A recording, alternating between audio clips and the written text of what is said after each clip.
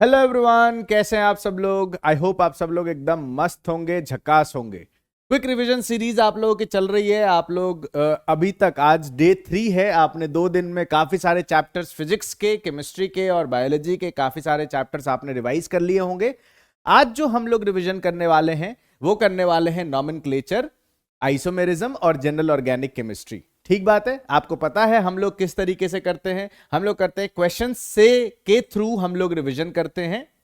That means reverse technique के through हम लोग पूरे कॉन्सेप्ट्स को समझने की कोशिश करते हैं। तो आई होप आप सब लोग रेडी हैं, तैयार हैं। शुरू कर दिया जाए। चलिए फिर आइए, पहला सवाल आपके स्क्रीन पर ये रहा। विच of the following species is an electrophile. कौन सा इनमें से स्पीशी जो है वो इलेक्ट्रोफाइल है। देखो, इलेक्ट्रोफाइल का मतलब क्या होता है। इलेक्ट्रोफाइल का मतलब होता है इलेक्ट्रॉन लविंग। इलेक्ट्रोफाइल का मतलब क्या होता है बच्चा पार्टी। इलेक्ट्रोफाइल का मतलब होता है इलेक्ट्रॉन लविंग, जिसको किससे प्यार हो, इलेक्ट्रॉन से प्यार हो। तो इलेक्ट्रोफाइल इलेक्ट्रॉन लविंग। अब इलेक्ट्रॉन कौन लेगा, एक्सेप्ट करेगा, जिसके पास वेकेंट ऑर्बिटल। अब यहां पर लोन पेयर, ये तो खुद इलेक्ट्रॉन देने वाला है। अब SO3 अगर आप देखें तो यहां पर आपके पास क्या है, पोलर पाई है। यहां पर आपके पास क्या है बच्चा पार्टी, यहां पर आपके पास पोलर पाई है। और इसका मतलब यहां पर आपके पास वेकेंट ऑर्बिटल है। क्या है, वेकेंट ऑर्बिटल है। और वेकेंट ऑर्बिटल है तो एक्सेप्ट कर सकता है इलेक्ट्रॉन। क्या कर सकता है, ये एक्सेप्ट कर सकता है क्या, इलेक्ट्रॉन। और अगर एक्सेप्ट करेगा तो क्या हो जाएगा, SO3 हो जाएगा। आई बात समझ में। चलिए दूसरे क्वेश्चन पे आते हैं।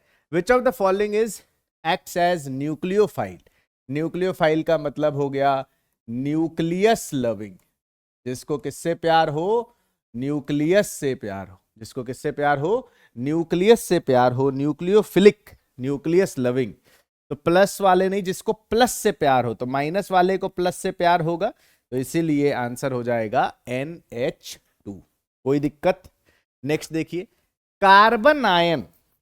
कार्बन आयन कहता है कौन होगा, कार्बन आयन कौन होगा, कार्बन आयन कहता है कौन होगा। स्पीशीज हैविंग कंप्लीट ऑक्टेट, बिल्कुल आप देख लीजिए। अगर मैं कार्बन आयन की बात करूं तो CH और माइनस, तो 2 2 4 2 6 2 8, 8 इलेक्ट्रॉन है। बिल्कुल सही बात है कि इनका ऑक्टेट क्या होता है, इनका ऑक्टेट जो है वो आपका कंप्लीट होता है। इनका ऑक्टेट क्या होता है, इनका ऑक्टेट कंप्लीट होता है। इनका ऑक्टेट क्या होता है, कंप्लीट होता है। आई बात समझ में, इनका ऑक्टेट कंप्लीट है। क्या ये न्यूक्लियोफाइल है, बिल्कुल हाँ, ये डोनेट कर सकते हैं। तो बिल्कुल पहला भी सही, ये भी सही, यानी both of the above is correct answer. Answer क्या हो जाएगा, आंसर हो जाएगा थर्ड। ठीक है, चलिए फोर्थ क्वेश्चन की तरफ बढ़ते हैं। CH3 minus is less stable then. CH3 minus किससे लेस स्टेबल है, CH3 माइनस किससे लेस स्टेबल है। ठीक बात है। देखिए, कार्बन आयन की स्टेबिलिटी जो है, स्टेबिलिटी ऑफ कार्बन आयन की अगर आप बात करें, किसके बच्चा party, stability of carbon ion की अगर आप बात करते हैं, किसकी बात करते हैं, कार्बन आयन की अगर आप स्टेबिलिटी की बात करते हैं, तो वो डायरेक्टली प्रोपोर्शनल होता है किसके, इलेक्ट्रॉन विड्रॉइंग ग्रुप के।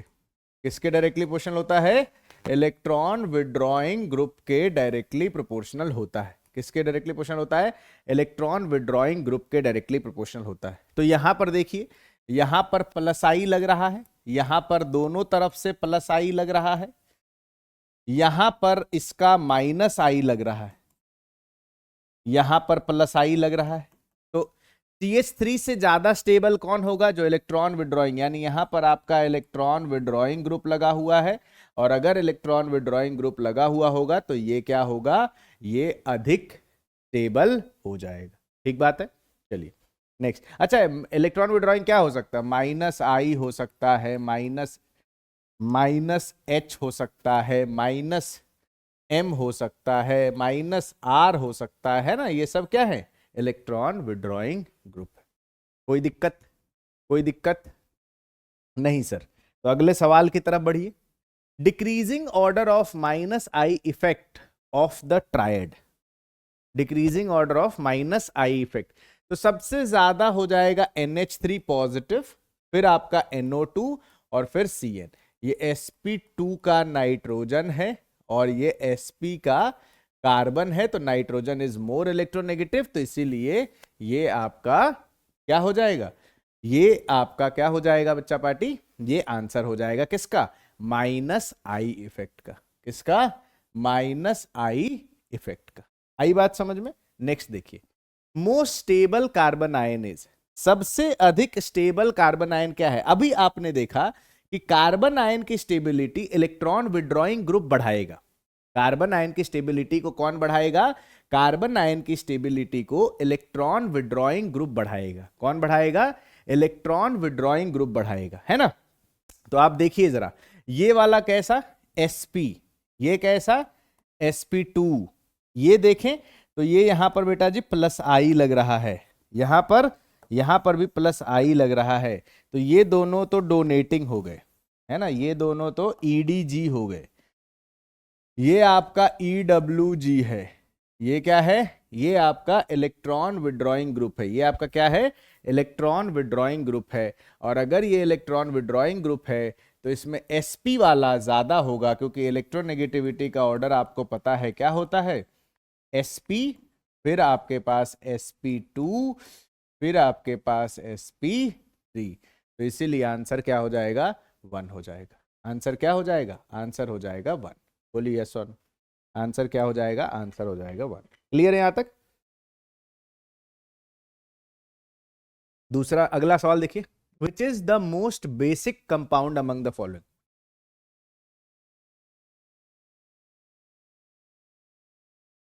मोस्ट बेसिक कंपाउंड बताना है आपने। Which is the most basic compound among the following, बताइए। मोस्ट बेसिक, बेसिक मतलब, बेसिक का मतलब हो गया इलेक्ट्रॉन डोनर, जिसका सबसे ज्यादा वो बेसिक भी ज्यादा, ठीक, इलेक्ट्रॉन डोनेटिंग ग्रुप। तो आप देखिए यहां पे CH3NH2, CH3CH2NH2, NH3, यहां पे चेन ज्यादा है, तो ये इसकी डोनेशन टेंडेंसी सबसे ज्यादा होगी। क्लियर है, कोई दिक्कत नहीं सर। प्लस आई लग रहा है, यहां भी प्लस आई, यहां प्लस आई ज्यादा लग रहा है, तो इसीलिए ये ज्यादा बेसिक हो जाएगा। Which of the following is most acidic? Which of the following is most acidic? Methoxy acetic acid, acetic acid, chloro acid। देखो acetic acid OCH3 C double bond O, acetic acid है ना, methoxy acetic acid, तो OCH2 C double bond O OH, फिर CH3 C double bond O OH, chloro CH2Cl, फिर C double bond O OH, और last में CH2F C double bond O और OH। बहुत ध्यान से सुनना है, क्या कहता हूं मैं, कहता ये हूं कि एसिडिक की अगर जब भी बात करें, जब भी आपके पास एसिडिक की बात आए, तो एसिडिक होता है एक्सेप्टर, और एक्सेप्टर का मतलब होता है कि अगर आपके पास इलेक्ट्रॉन विड्रॉइंग ग्रुप ज्यादा है तो आप कहेंगे एसिडिक स्ट्रेंथ क्या होगा, ज्यादा होगा। आप समझते चलिएगा इस चीज को बहुत ध्यान से। इलेक्ट्रॉन विड्रॉइंग ग्रुप अगर ज्यादा होगा तो आप क्या कहेंगे, एसिडिक स्ट्रेंथ ज्यादा होगा। ठीक बात है। तो ये देखिए, ये तो माइनस आई लग रहा है, ये भले ही आपके पास माइनस आई आपको दिख रहा होगा, है ना। यहां पर आप देखिए, यहां पे फ्लोरीन लगा हुआ है, यहां पर क्या लगा हुआ है, फ्लोरीन लगा हुआ है। फ्लोरीन जो होता है वो सबसे ज्यादा क्या होता है, इलेक्ट्रॉन खींचने वाला होता है। फ्लोरीन जो होता है वो सबसे ज्यादा क्या होता है, इलेक्ट्रॉन खींचने वाला होता है। तो इसीलिए, और ऊपर से एक भी नहीं, ट्राई फ्लोरो है बेटा, एक नहीं है, देखो ट्राई फ्लोरो है, CF, 3 फ्लोरीन लगे हुए हैं, तो ऑब्वियस सी बात है ये सबसे ज्यादा एसिडिक होगा। क्लियर। चलिए next question, among the following which will be highly ionised in water. सबसे ज्यादा कौन आयोनाइज होगा पानी में, तो जो सबसे ज्यादा एसिडिक होगा हाईली आयोनाइज्ड मतलब जो सबसे ज्यादा एसिडिक होगा वो सबसे ज्यादा आयोनाइज होगा। तो पहले वाले में देखिए एक Cl लगा है इस CH पर, दूसरे वाले में देखिए पहले वाले में एक से, दूसरे वाले में 2 Cl है, तीसरे वाले में कुछ नहीं है, चौथे वाले में कुछ नहीं। दैट मीन्स ये जो है इसका CH3 CH2 Cl Cl और COOH। तो आप देखिए ये जो है ये सबसे ज्यादा एसिडिक होगा, और सबसे ज्यादा एसिडिक होगा तो सबसे ज्यादा क्या होगा, आयोनाइज भी होगा। क्लियर है यहां तक? आइए 10वां सवाल देखते हैं। 10th क्वेश्चन देखिए, विच of the following acid is stronger than acetic acid? Acetic acid से कौन ज्यादा स्ट्रॉन्गर होगा? एसिटिक एसिड से कौन ज्यादा स्ट्रॉन्गर? तो बेटा एसिटिक एसिड देखिए HC डबल बॉन्ड OOH ये फॉर्मिक है, और फिर होता है acetic acid is CH3C double bond OOH, तो ये ज्यादा होता है। और इसको याद करने का एक ट्रिक मैं आपको बता देता हूं, सबसे ज्यादा होता है अगर एसिटिक सबसे ज्यादा होता है बेटा फॉर्मिक, सबसे ज्यादा क्या होता है, फॉर्मिक, फिर होता है बेंजोइक, फिर क्या होता है, बेंजोइक, और फिर होता है एसिटिक, फिर क्या होता है, एसिटिक, और सब इससे भी ज्यादा होता है पिक्रिक, इससे भी ज्यादा क्या होता है, पिक्रिक एसिड। पिक्रिक जानते हैं आप लोग? पिक्रिक होता है बेटा जी OH NO2 NO2 और NO2, इसका नाम है 2,4,6 tri nitro phenol, 2,4,6 try nitrophenol, इसको पिक्रिक एसिड कहते हैं। फॉर्मिक किसको कहते हैं, HC डबल बॉन्ड OH, इसको फॉर्मिक कहते हैं। बेंजोइक किसको कहते हो, COOH, इसको बेंजोइक कहते हो। एसिटिक किसको कहते हो, CH3C डबल बॉन्ड OH, इसको आप एसिटिक कहते हैं। तो सबसे ज्यादा, तो इसको याद करने का तरीका है बेटा जो मैं बताता हूं वो है ये एसिड का, ये देखो क्वेश्चन इंपॉर्टेंट है, इस तरह क्वेश्चन पूछे जा सकते हैं। और इसको याद करने का तरीका है, सब लोगों ने 3 इडियट्स देखा होगा, सब लोगों ने क्या देखा होगा, 3 इडियट्स देखा होगा। उसमें पिया नाम की एक लड़की थी, करीना कपूर का नाम पिया था, और उसकी 2 बार बारात आई थी, है ना। तो पिया की फिर बारात आई, एक बार चटनी वाला लड़का जो था वो, है ना। तो अगर आपने देखा है 3 इडियट्स तो कमेंट बॉक्स में बताइएगा, और अगर आपको पिया याद आती है तो वो भी कमेंट बॉक्स में बताइएगा, ठीक बात है।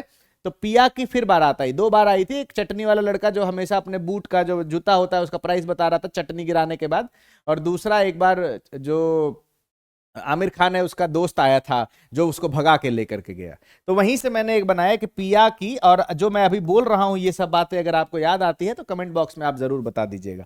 पिया की फिर बारात आई, पिया की फिर बारात आई। तो देखिए पी से पिक्रिक, एफ से फॉर्मिक, बी से बेंजोइक, ए से एसिटिक। तो पिया की फिर बारात आई, पिया की क्या, फिर बारात आई, यानी आंसर क्या हो जाएगा, फॉर्मिक। तो देखो भले ही मैं क्या कह रहा हूं, भले ही हम लोग क्वेश्चन के थ्रू कर रहे हैं और क्वेश्चन सफिशिएंट क्वेश्चन कर रहे हैं, भले ही we are doing according to question, but जहां जहां जो जो कॉन्सेप्ट्स आ रहा है वो सब हम लोग देखते हुए चल रहे हैं। तो इसलिए ये सेशन आपके लिए बहुत इंपॉर्टेंट हो जाता है। आप अच्छे से देखिए, क्वेश्चन को प्रैक्टिस कीजिए, आपको बिल्कुल फायदा होगा। चलिए next, which of the following acids have the lowest pKa value? देखो pKa का मतलब होता है बच्चा पार्टी माइनस लॉग ऑफ के। pKa का मतलब क्या होता है, माइनस लॉग ऑफ के। Ka अगर ज्यादा होगा तो pKa कम होगा, और एसिडिक स्ट्रेंथ जो है वो ज्यादा होगा। और अगर Ka कम होगा तो pKa ज्यादा होगा, और एसिडिक स्ट्रेंथ जो है वो आपका कम होगा। एसिडिक स्ट्रेंथ क्या हो जाएगा, कम हो जाएगा, समझ गए। Ka ज्यादा हो गया तो pKa कम हो गया, एसिडिक स्ट्रेंथ ज्यादा हो गया। Ka कम हो गया तो pKa ज्यादा हो गया, एसिडिक स्ट्रेंथ आपका कम हो गया। लोएस्ट pKa का मतलब है हाईएस्ट Ka,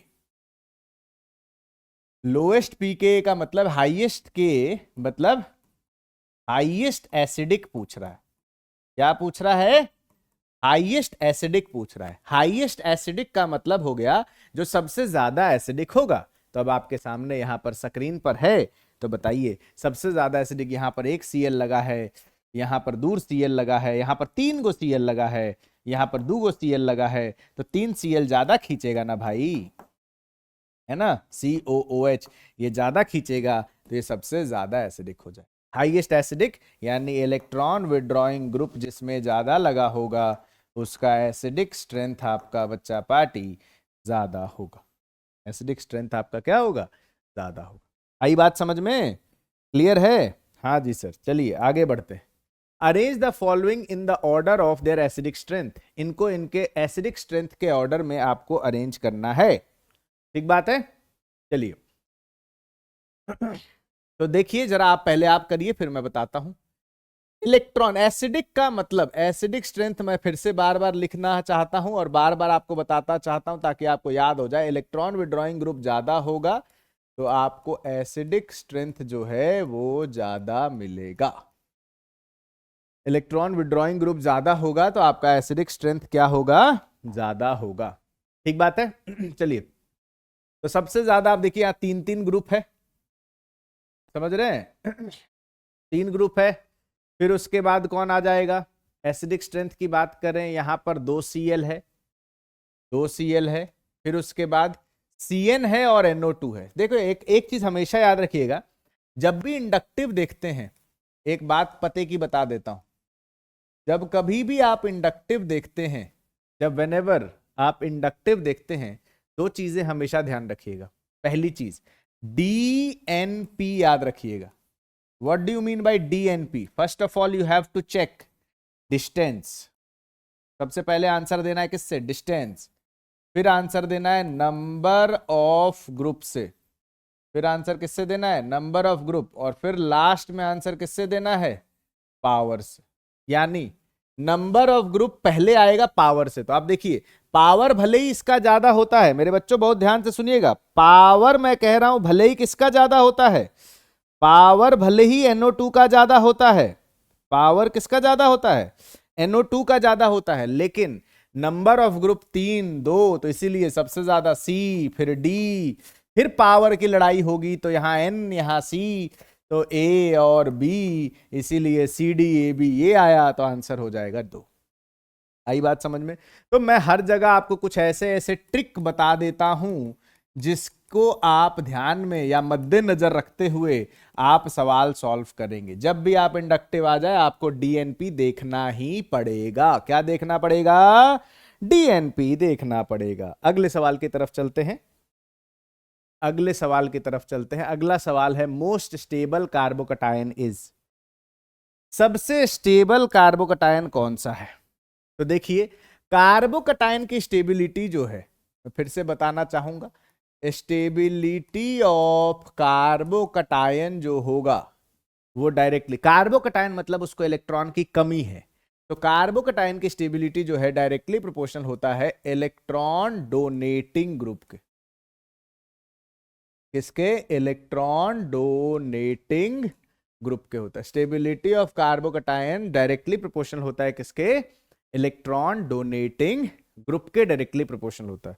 और अगर वो इलेक्ट्रॉन डोनेटिंग ग्रुप के डायरेक्टली प्रोपोर्शनल है तो सबसे ज्यादा ई भी लेगा, ई भी लेगा, ये देगा। देखो ये रेजोनेंस से दिया और ये तो कुछ नहीं, यहां पे +R -M +M -I है ना, कुछ भी, ये सब विड्रॉइंग है, ये डोनर है, तो आंसर हो जाएगा 3। आंसर क्या हो जाएगा? 3। कोई दिक्कत तकलीफ नहीं सर। क्वेश्चन नंबर 14 देख लीजिए। मोस्ट एसिडिक कंपाउंड कह रहे हैं, तो मोस्ट एसिडिक का मतलब सबसे ज्यादा इलेक्ट्रॉन विड्रॉइंग ग्रुप चेक करना है। क्या चेक करना है? सबसे ज्यादा इलेक्ट्रॉन विड्रॉइंग ग्रुप चेक करना है। तो चेक कीजिए, OH है, COOH है, CH3 COH NO2, तो NO2 इज विड्रॉइंग। NO2 क्या है? NO2 विड्रॉइंग है। यहां पर क्या लगा है? कुछ नहीं, अल्कोहल फिनॉल है, एसिड है। यहाँ पे प्लस एच लग रहा है, यहाँ पर क्या लग रहा है, माइनस एम लग रहा है, तो यही आंसर हो जाएगा, फोर्थ आंसर हो जाएगा। बोलो यस और नो। बिल्कुल सर। क्वेश्चन नंबर 15 की तरफ चलिए। कहता है which resonating structure of vinyl chloride is least stable. तो देखो स्टेबिलिटी ऑफ रेजोनेटिंग स्ट्रक्चर बता देता हूं। स्टेबिलिटी ऑफ रेजोनेटिंग स्ट्रक्चर बता, सबसे पहले क्या चेक करना है, नॉन पोलर। जो नॉन पोलर होगा, नॉन पोलर रेजोनेटिंग स्ट्रक्चर्स जो होंगे वो ज्यादा स्टेबल होंगे किससे, पोलर रेजोनेटिंग स्ट्रक्चर से। नॉन पोलर जो होगा वो पोलर रेजोनेटिंग स्ट्रक्चर से ज्यादा स्टेबल होगा। दूसरी बात देखिए, नॉन पोलर रेजोनेटिंग स्ट्रक्चर जो है वो ज्यादा स्टेबल है किससे, पोलर रेजोनेटिंग स्ट्रक्चर से। दूसरी बात अगर हम आपसे करें तो दूसरी बात क्या है, दूसरी बात है कि यदि पोलर है, इफ पोलर, तो फिर आप चेक कीजिएगा ऑक्टेट कंप्लीट होना चाहिए, ऑक्टेट कंप्लीट होना चाहिए। फिर ये बात हो गई। तीसरी बात होती है कि negative is more stable. Negative जो होगा वो मोर स्टेबल होगा किससे, मोर स्टेबल देन, नेगेटिव जो होगा बच्चा पार्टी वो मोर स्टेबल होगा ऑन, मोर स्टेबल ऑन किस पर, negative charge is more stable on electronegative atom, more electronegative atom. Negative जो होगा, और लास्ट फैक्टर होता है बच्चा पार्टी डिस्टेंस फैक्टर। लास्ट क्या होता है, डिस्टेंस फैक्टर होता है। लास्ट क्या होता है, डिस्टेंस फैक्टर होता है। मतलब प्लस प्लस लाइक चार्जेस का डिस्टेंस ज्यादा है, अगर डिस्टेंस ज्यादा है तो स्टेबिलिटी क्या होगी, ज्यादा होगी। बोलो, प्लस माइनस का अगर डिस्टेंस, अनलाइक चार्जेस का डिस्टेंस अगर ज्यादा है तो स्टेबिलिटी क्या होगी, कम होगी। अनलाइक चार्जेस पास होने चाहिए, प्लस माइनस का अगर डिस्टेंस कम है तो स्टेबिलिटी ज्यादा होगी। ये है आपका स्टेबिलिटी ऑफ रेजोनेटिंग स्ट्रक्चर, इस पर खेला हो जाएगा। लीस्ट स्टेबल पूछ रहा है, लीस्ट स्टेबल अगर पूछेगा, कह रहा है कि इसमें से कौन सबसे कम स्टेबल होगा, इनमें से सबसे कम स्टेबल कौन होगा। तो नंबर ऑफ कोवलेंट बॉन्ड भी अगर आप देखेंगे, एक और चीज होता है नंबर ऑफ कोवलेंट बॉन्ड, एक चीज लिख ही देता हूं, नंबर ऑफ कोवलेंट बॉन्ड भी देखिएगा। नंबर ऑफ कोवलेंट बॉन्ड ज्यादा होगा तो आप कहेंगे कि स्टेबिलिटी भैया ज्यादा होंगे। वो ऑक्टेट में अपने आप पूरा हो जाता है, वो ऑक्टेट में अपने आप पूरा हो जाता है। तो आप देखिए यहां पर आपके पास ऑक्टेट इनकम्प्लीट है, ऑक्टेट इनकम्प्लीट है, तो इसीलिए ये वाला आपका आंसर हो जाएगा। बाकी पहला तो आपका पोलर है, बाकी ऑक्टेट कंप्लीट है, इसमें आपका ऑक्टेट इनकम्प्लीट है, इस वजह से ये आंसर हो जाएगा। Next, in which of the following compound carbon chlorine bond distance is minimum.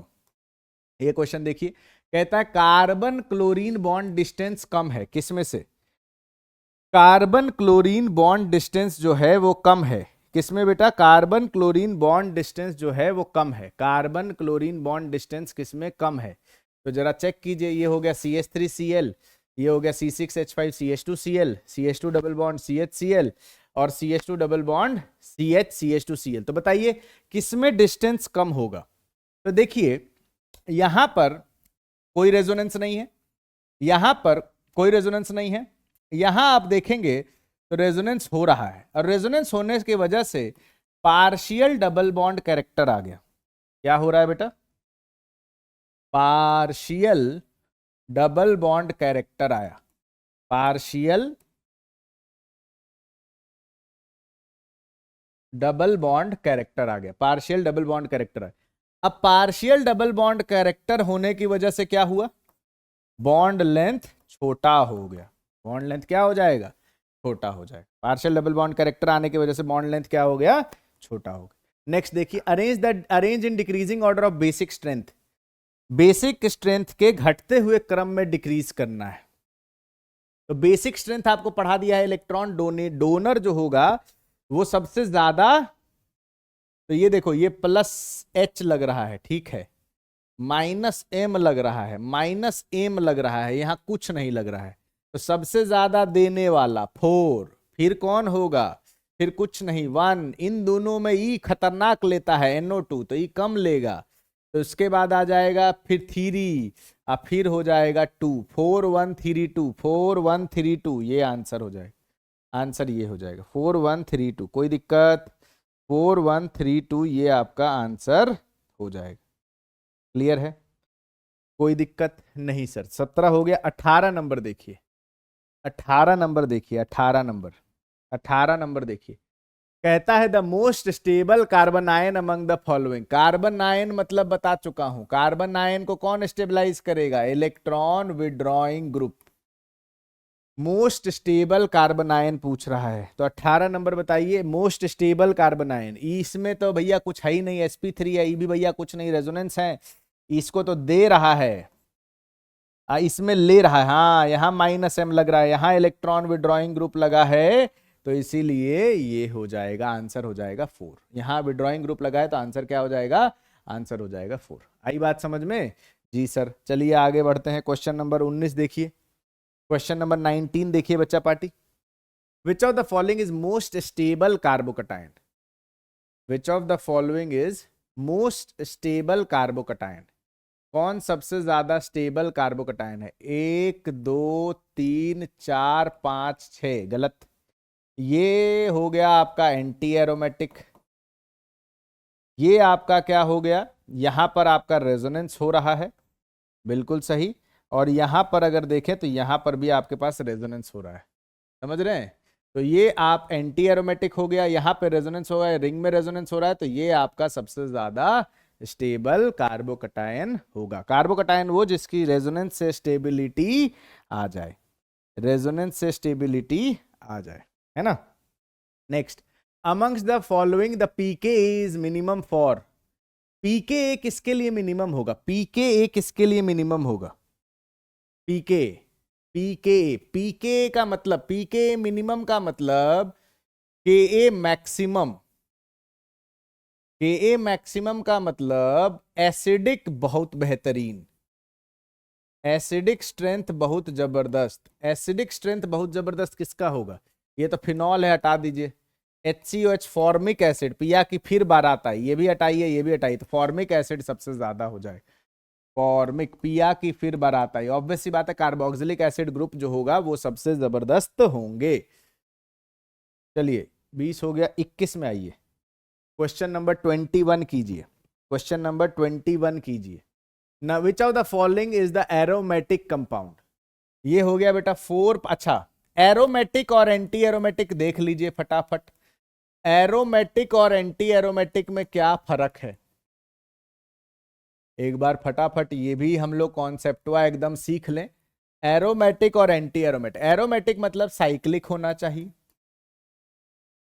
Planar होना चाहिए, साइक्लिक होना चाहिए, प्लेनर होना चाहिए, और क्या होना चाहिए, कॉन्जुगेशन होना चाहिए। क्या होना चाहिए, कॉन्जुगेशन होना चाहिए। क्या क्या होना चाहिए, कॉन्जुगेशन होना चाहिए। समझ गए? ठीक है सर।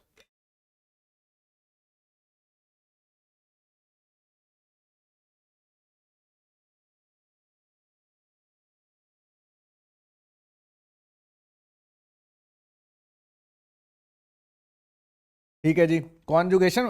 फिर हकल्स रूल को कहता है फॉलो करना चाहिए। हकल्स रूल को क्या करना चाहिए, हकल्स रूल को फॉलो करना चाहिए। अब हकल्स भैया होते क्या हैं, 4n+2 पाई इलेक्ट्रॉन होना चाहिए, जहां n हो सकता है 0 1 2 3 4, कुछ हो सकता है। समझ गए? इसको फॉलो करना चाहिए। तो सर एंटी एरोमेटिक भैया क्या होते हैं, ये भी कहते हैं कि चलो हम भी साइक्लिक हैं, कहते हैं हम भी प्लेनर होने चाहिए, कहते हैं हमको भी कंजुगेशन दे दीजिए, और यहां पर 4n पाई इलेक्ट्रॉन होना चाहिए, जहां n 1 2 3 4 ये सब हो सकता है। n क्या हो सकता है, 1 2 3 4, 0 नहीं हो सकता। ठीक, तो यहां 4 पाई हो गया, 4 पाई एंटी एरोमेटिक होता है। 2 2 4 again 4 pi electron anti aromatic होता है। ठीक जी। यहां पर होता है, आप ऐसे करेंगे तो 1 2 3 4 5, 3 2 5, 5 पाई बॉन्ड है। तो 5 पाई का मतलब 10 पाई इलेक्ट्रॉन, और 10 पाई इलेक्ट्रॉन n बराबर 4 दूनी 8, 2 n बराबर 2 पर एरोमेटिक हो गया। ये क्या हो गया? एरोमेटिक हो गया। ई तो नॉन एरोमेटिक है ना। स्टेबिलिटी की अगर बात कोई पूछ ले आपसे कि कौन अधिक स्टेबल होता है, तो स्टेबिलिटी बताइएगा जरूर। सबसे ज्यादा होता है बच्चा पार्टी एरोमेटिक, फिर होता है आपके पास नॉन एरोमेटिक, फिर क्या होता है? नॉन एरोमेटिक, और फिर होता है बच्चा पार्टी एंटी एरोमेटिक। फिर कौन होता है? फिर होता है एंटी एरोमेटिक। सबसे ज्यादा कौन? एरोमेटिक, फिर नॉन एरोमेटिक, और फिर कौन होता है? Anti aromatic. तो आप देख रहे हो कि भले ही मेरे को एक क्वेश्चन एक्सप्लेन करना था, लेकिन मैंने आपको aromatic, anti aromatic, non aromatic सबकी जानकारी दे दी, ताकि आगे क्वेश्चन आए तो हम अपन आराम से सॉल्व कर सके। इसी को तरीके को अपन लोग रिवर्स टेक्निक कहते हैं। बुझे कि नहीं बुझे? हाँ, इससे फायदा भी बहुत होता है। तो आंसरवा हो गया सर 3 नंबर, आंसर का हो गया 3 नंबर सर। आगे बढ़िए, क्वेश्चन नंबर 22। क्वेश्चन नंबर क्या? Question number sir 22। Question number 22 की तरफ अग्रसर होते हुए कहता है कौन सा एरोमेटिक कंपाउंड है? तो ये हो गया 2 पाई, एरोमेटिक कंपाउंड पूछ रहा है, तो 2 पाई इलेक्ट्रॉन हो गया सर, ये तो एरोमेटिक है। यहां पर बेटा जी ये माइनस है, तो 2 2 4 2 6, 6 पाई इलेक्ट्रॉन सर, ये भी एरोमेटिक है। और ये भी बेटा जी 6 पाई इलेक्ट्रॉन, ये भी एरोमेटिक है। तो इसीलिए आंसर हो जाएगा ऑल ऑफ द अबव। 22 का आंसर हो जाएगा ऑल ऑफ द अबव। चलिए क्वेश्चन नंबर 23 की तरफ बढ़ते हैं हम लोग। क्वेश्चन नंबर 23, क्वेश्चन नंबर 23 की तरफ देखिए, कहता है select the correct stability of carbon ion. Carbon ion की स्टेबिलिटी, फिर से हमने कहा कि बच्चा पार्टी कार्बन आयन की अगर बात होगी तो कार्बन आयन क्या होते हैं? कार्बन आयन इलेक्ट्रॉन जो इससे ले ले वो स्टेबलाइज करता है। तो भैया जी C6H5 है, ये CH3 है, ये C6H5 है, और ये है। तो आप बताइए क्या होगा? आप बताइए क्या होगा? तो हमको पता है सर, सर ये देखो CH2 माइनस, यहां क्या है बेटा? CH3 माइनस, और यहां क्या है? ये आपको दिख ही रहा है। तो बेटा जी यहां पर रेजोनेंस हो रहा है, तो सबसे ज्यादा हो गया 2, उसके बाद हो जाएगा 1, क्योंकि यहां पर प्लस आई लगा हुआ है, देने वाले लोग लगे हैं। 2 1 3, 2 1 3, 2 1 3 आंसर हो जाएगा ये, 2 1 3 आंसर हो जाएगा ये। समझे कि नहीं समझे? चलिए आगे बढ़ते हैं, अगला सवाल देखिए। The correct order of acidic strength of the following compound is. Phenol पहले बना लेते हैं।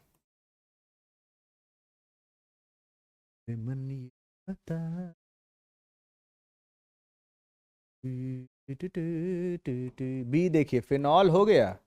क्रिसॉल का मतलब होता है CH3, बुझे? फिर होता है एम नाइट्रोफिनॉल, क्या होता है? M nitrophenol, OHNO2, M nitrophenol हो गया।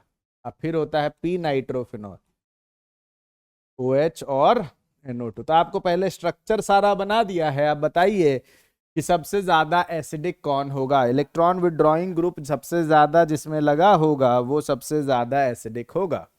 तो सबसे ज्यादा लिख लेते हैं। सबसे पहले यहां लगता है बेटा जी -M, यहां लग रहा है -I, यहां लग रहा है +H, और यहां कुछ नहीं। तो सबसे ज्यादा लेगा 4, फिर कौन लेगा?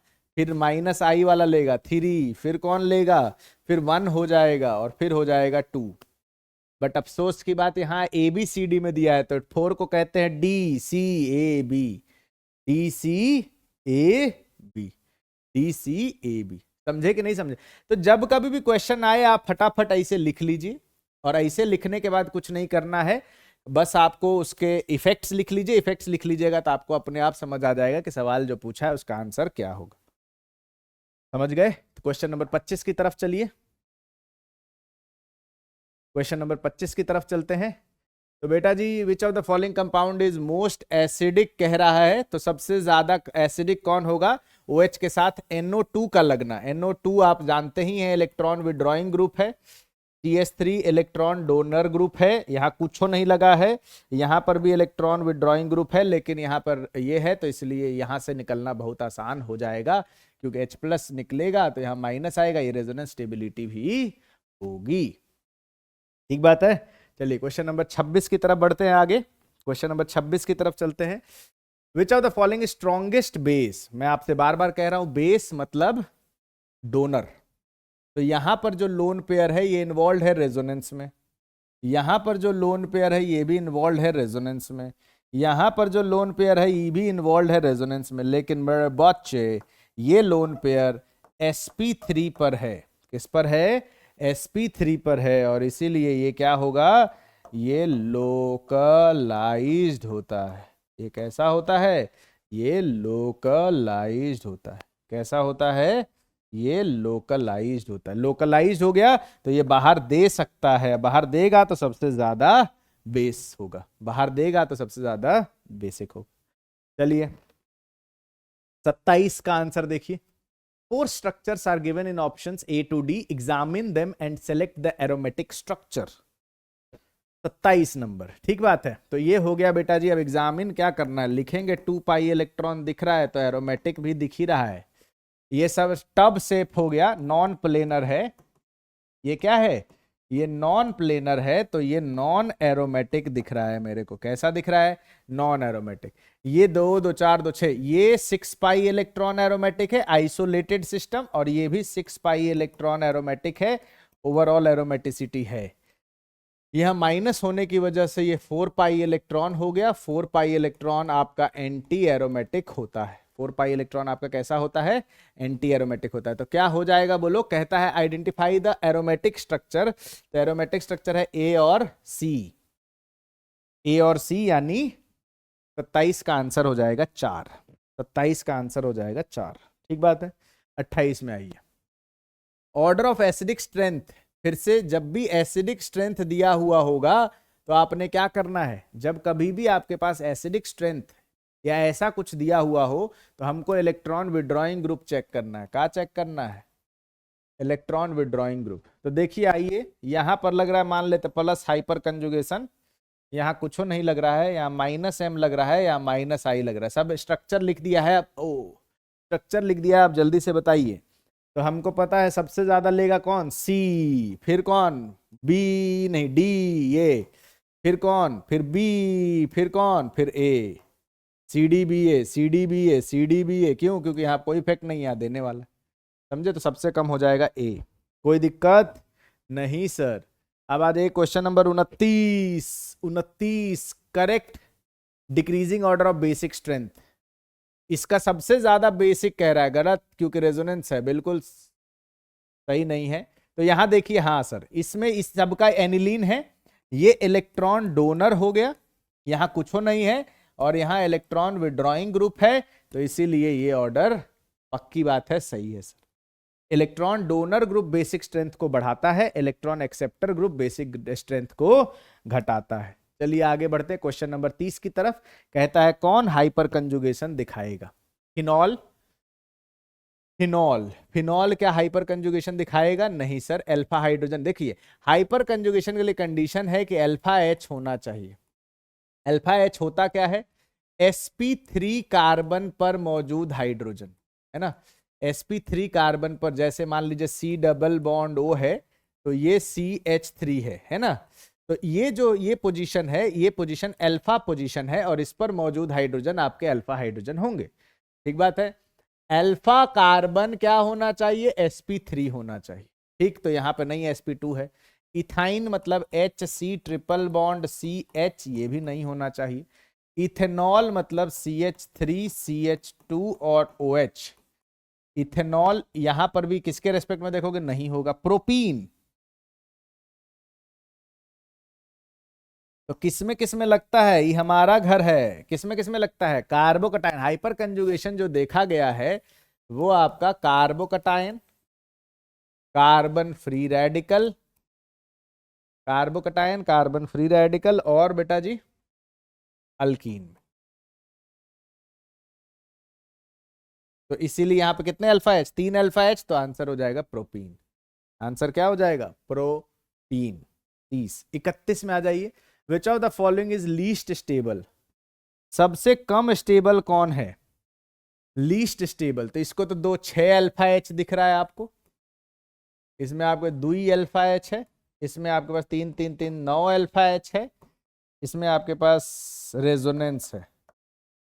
तो सबसे कम रेजोनेंस भी है और हाँ रेजोनेंस है, तो सबसे कम अल्फा एच जो दिख रहा है वो इसमें दिख रहा है। अल्फा एच अगर ज्यादा होगा तो स्टेबिलिटी भी ज्यादा होगी, स्टेबिलिटी भी बच्चा पार्टी ज्यादा होगी, तो ये हो जाएगा। तो अल्फा एच कम होगा तो स्टेबिलिटी भी कम हो जाएगी। आइए 32 सवाल को देख लें। विच of the following is most stable alkyne? 0 alpha H, 3 alpha H, 2 alpha H,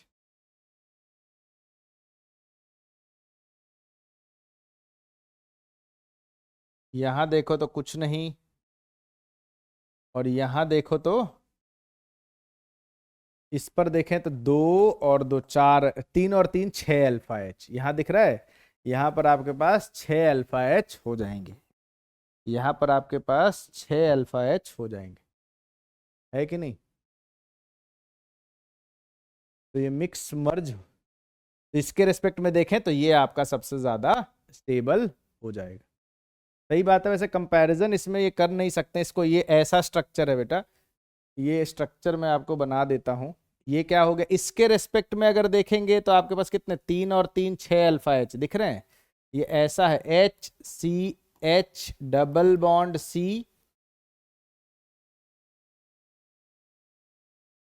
फिर उसके बाद ऐसा ऐसा, है ना? तो यहां पर H फिर C double bond C H और फिर H हो गया। ठीक, तो ये है, तो इसमें भी 0 अल्फा H है, ये H और H है, तो ये आपका सबसे ज्यादा यानी 3 अल्फा H सबसे ज्यादा होगा। क्लियर है? चलिए next. Which of the following carbon has most acidic hydrogen? सबसे ज्यादा एसिडिक हाइड्रोजन किसके पास होगा? विच of the following has most acidic hydrogen, चलिए बताइए जल्दी से। विच of the carbon has most acidic hydrogen, बताइए जल्दी जल्दी।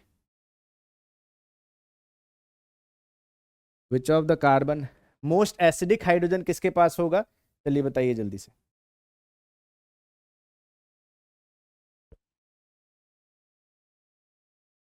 सबसे ज्यादा हाइड्रोजन एसिडिक कौन होगा? क्योंकि यहां देखो, यहां से हाइड्रोजन निकलेगा, यहां से हाइड्रोजन अगर निकल गया तो ये वाला पार्ट क्या हो जाएगा? यहां से अगर हाइड्रोजन निकल गया तो ये H यहां माइनस आएगा, यहां माइनस आएगा, तो ये ऐसा और ये ऐसा हो जाएगा।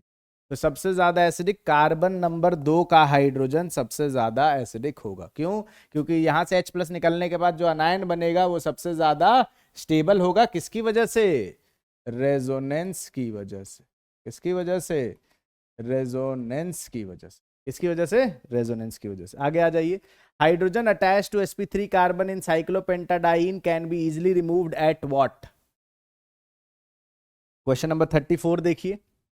तो साइक्लोपेंटाडाइन की बात कर रहा है। साइक्लोपेंटाडाइन क्या होता है बेटा? ये हो गया। तो अब कह रहा है कि ये जो हाइड्रोजन लगे हैं इसको आप किस फॉर्म में रिमूव करेंगे?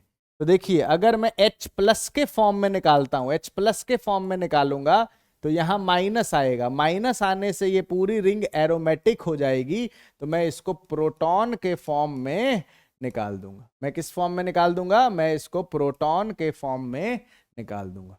मैं इसको किस फॉर्म में निकाल दूंगा? प्रोटॉन के फॉर्म में। क्वेश्चन नंबर 35 देखिए। Which one is most stable free radical? Again free radical की स्टेबिलिटी भी आप कैसे चेक करेंगे? फ्री रेडिकल की भी स्टेबिलिटी आपको वैसे ही चेक करनी है जैसे आप कार्बोकैटायन की चेक करते हैं, मतलब इलेक्ट्रॉन डोनर ग्रुप जो है वो इसकी स्टेबिलिटी को बढ़ा देगा। विच of the following is most stable free radical? बताइए फिर, सबसे स्टेबल फ्री रेडिकल कौन सा होगा? तो सबसे स्टेबल फ्री रेडिकल आप देखिए, यहां फ्री रेडिकल रेजोनेंस में पार्टिसिपेट कर रहे हैं, ठीक बात है, यहां नहीं कर रहे हैं।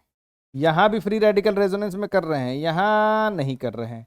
तो इसमें और इसमें प्लस, आप देखिए फ्री रेडिकल आपके पास रेजोनेंस में भी है और प्लस इसको डोनर ग्रुप भी मिला हुआ है, तो इसलिए ये हो जाएगा। समझे? नेक्स्ट आ जाइए। Tautomerism is exhibited by, again alpha H होना चाहिए, अगेन क्या होना चाहिए, अल्फा एच होना चाहिए। तो मान लीजिए यहाँ देखिए थोड़ा सा वो छूट गया है, तो यहाँ पर हाइड्रोजन अल्फा अल्फा है नहीं, तो ये नहीं होगा।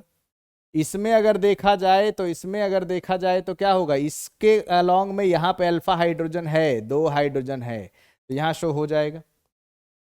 इसमें देखिए बेटा जी, यहाँ पर ऐसा और ऐसा रह गया है, बॉन्ड छूट गया है, तो इसमें भी नहीं होगा, नहीं शो होगा। और इसमें भी देखिए तो इसमें भी शो नहीं होगा, तो किसमें शो हो रहा है, एक ही में शो हो रहा है, दैट इज 2, एक ही में शो हो रहा है, दैट इज 2। क्लियर है। नेक्स्ट आ जाइए 37, देखिए 37, arrange the following correct order of acidic strength.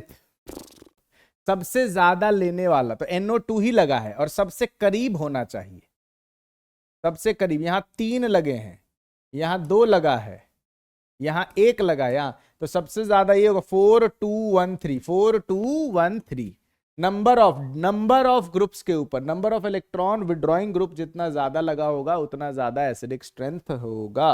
Next आ the correct order of stability of following carbon free radical, पहले भी बता चुका हूं। कार्बन फ्री रेडिकल की स्टेबिलिटी आपको कैसे देखनी है, कार्बन फ्री रेडिकल की स्टेबिलिटी आपको कैसे देखनी है, तो सबसे ज्यादा स्टेबल हो जाएगा 2 रेजोनेंस, फिर हो जाएगा 3 डिग्री 1, फिर हो जाएगा आपके पास 3 देने वाला प्लस आई, और यहां कुछ नहीं, तो क्या हो जाएगा सबसे ज्यादा 2 1 नहीं 2 1, हाँ 2 1 3 4 हो जाएगा। कौन हो जाएगा बेटा, 38 का आंसर हो जाएगा आपका 4। 39 देख लीजिए, hyperconjugation involves delocalisation of, hyperconjugation involves delocalisation of, पढ़िए जरा सारे स्टेटमेंट को एक बार पढ़िए पढ़िए। Electrons of CH bond towards directly attached unsaturated system, directly attached नहीं, electrons of CH bond towards directly attached positively charge carbon, बिल्कुल सही। Electrons of CH bond towards directly attached unpaired electron, सही। Electron नहीं बेटा, मैंने पहले भी कहा है कि हाइपर कंजुगेशन कार्बोकटायन, अभी लिखा था, दिखा देता हूं आपको। आप बोलेंगे कि नहीं सर आपने नहीं बताया है, तो देखो मैं हर जगह आपकी कहानी पहले बता देता हूं। हाइपर कंजुगेशन से क्वेश्चन जहां भी चला, देखिए कहानी पहले बता दिया। Carbocation carbon free radical alkyne, carbon ion में नहीं होता है, तो वही चीज यहां पर पूछा गया। क्या पूछा गया, पूछा ये गया सर कि भैया अनसैचुरेटेड में करेगा, डायरेक्टली अटैच पॉजिटिवली चार्ज में करेगा, इलेक्ट्रॉन से डायरेक्टली अटैच्ड अनपेयर्ड इलेक्ट्रॉन में करेगा, लेकिन नेगेटिवली चार्ज में नहीं करेगा, तो आंसर हो जाएगा ये, क्यों कहता है ना एक्सेप्ट। क्लियर है। चलिए क्वेश्चन नंबर 40 देख लीजिए, क्वेश्चन नंबर क्या देखेंगे, 40 देख लीजिए। कहता है arrange the following derivative of carboxylic acid in their increasing order of stability. तो आपको पता है यहाँ क्या लग रहा है, प्लस m, यहाँ क्या लग रहा है, कुछ नहीं, यहाँ क्या लग रहा है, माइनस m, तो सबसे ज्यादा यही तो होगा, फिर ये होगा, फिर ये होगा। तो यहां पर हमारा GOC समाप्त होता है, यहां पर क्या समाप्त होता है, GOC हम लोगों ने कंप्लीट कर लिया। क्लियर है, एक चैप्टर हमारा यहां पर समाप्त हो जाता है, जनरल ऑर्गेनिक केमिस्ट्री हमारा समाप्त हो। आई होप आपको जनरल ऑर्गेनिक केमिस्ट्री के सारे कॉन्सेप्ट्स क्वेश्चंस के साथ क्लियर हो गए होंगे, ठीक बात है। चलिए आ जाइए आगे, अब हम लोग बात करते हैं आइसोमेरिज्म की। इसकी बात करेंगे आइसोमेरिज्म। कहता है how many minimum carbon atoms required for chain isomerism and for position isomerism in alkene. चलिए जल्दी से बताइए। कहता है मिनिमम कार्बन एटम बताना है चेन और पोजीशन आइसोमेरिज्म इन अल्कीन। तो देख लीजिए होता क्या है, 1 2 3 4, पोजीशन देख लेते हैं, 1 2 3 4, तो बेटा यहाँ 1 और यहाँ 2, ये हो गया आपका पोजीशन आइसोमेरिज्म। अल्कीन्स की बात करें तो पीआई के लिए, पोजीशन आइसोमेरिज्म के लिए अपन लोगों को 4 चाहिए, दिख रहा होगा। पोजीशन आइसोमेरिज्म के लिए अपन लोगों को क्या चाहिए, 4 चाहिए। मानते हैं कि नहीं मानते हैं, मानते हैं सर। तो चेन आइसोमेरिज्म के लिए 1 2 3 4 डबल लगा दीजिए, 1 2 3 और 4, 1 2 3 4, तो हो गया। पोजीशन के लिए भी कितना, चेन के लिए भी कितना चाहिए, 4 चाहिए, तो 4 और 4 हो जाएगा, कितना चाहिए, 4 चाहिए। चलिए अगला सवाल देखिए, how many minimum carbon required for chain isomerism and position isomerism in alkynes. Alkynes में कितना चाहिए, पोजीशन में तो नहीं बदलेगा, देखो 1 2 3 4, तो यहां लगा दीजिए 1 2 3 4, यहां लगा दीजिए, तो पोजीशन में तो 4 ही चाहिए, पोजीशन आइसोमेरिज्म में कितना चाहिए, 4 चाहिए। ठीक बात है, पोजीशन आइसोमेरिज्म में कितना चाहिए, 4 चाहिए। अच्छा, और चेन में 1 2 3 4 5 है ना, 4, इसमें जब बदला बदली करोगे 1 2 3 यहां डाल पाओगे, 3 और 4 ये, हाँ तो 5 चाहिए। चेन आइसोमेरिज्म के लिए कितना चाहिए, 5 चाहिए, तो चेन के लिए चाहिए 5 और पोजीशन के लिए चाहिए 4, तो आंसर हो जाएगा 1। समझे? चलिए तीसरा सवाल देखिए, कह रहा है कि ये दोनों आपस में क्या हैं, ये दोनों आपस में क्या है 43। देखिए जल्दी से फटाफट, कहता है लिखेंगे, अगर लिखूं क्या अलग अलग, वैसे देख के पता चल रहा है बेटा, यहां पे है एसिड। हाँ एक चीज याद रखिएगा, आइसोमेरिज्म में मॉलिक्यूलर फॉर्मूला सेम होना चाहिए। आइसोमेरिज्म में एक बात हमेशा ध्यान रखिएगा, मॉलिक्यूलर फॉर्मूला सेम होना चाहिए, डी सेम होना चाहिए, और फंक्शनल ग्रुप अलग, अगर अलग है तो फंक्शनल आइसोमेरिज्म होगा। तो जैसे आप देखो यहाँ लगा है COOH, यहाँ लगा है एल्डिहाइड, तो दोनों में क्या डिफरेंस है, फंक्शनल ग्रुप डिफरेंट है, तो फंक्शनल आइसोमर्स हो जाएगा। समझे कि नहीं समझे? बिल्कुल समझे सर। फिर कहता है the minimum number of carbon atom present in an organic compound to show chain isomerism. कह रहा है चेन आइसोमेरिज्म शो करने के लिए minimum number of carbon atom present in an organic compound to show chain isomerism कितना होना चाहिए, बताइए जल्दी से आप, कितना होना चाहिए बच्चे? Minimum number of carbon atoms present in organic compound to show chain isomer, chain isomerism show करने के लिए कितना होना चाहिए? तो चेन आइसोमेरिज्म अभी देखो ना, 1 2 3 4, 1 2 3 4, चेन आइसोमेरिज्म में चेन का फर्क होना चाहिए, 4 कार्बन 3 कार्बन, तो मेरे हिसाब से कितना होना चाहिए, 4 होना चाहिए। 4 हो जाएगा तो शो कर देगा। पांचवा देखिए, ये दिया है और दिया है, बोलता है कौन से टाइप ऑफ आइसोमेरिज्म है ना, कौन सा टाइप, तो बेटा जी ये है 2 डिग्री और ये है 3 डिग्री, तो 1 degree 2 degree and 3 degree, 1 degree 2 degree and 3 degree, क्या कहता है, 1 डिग्री है 2 degree and 3 degree means are what, are functional group isomers, are functional group क्या, isomers. 1 degree 2 degree and 3 degree are क्या, फंक्शनल ग्रुप आइसोमर्स। वो क्या है, functional group isomers.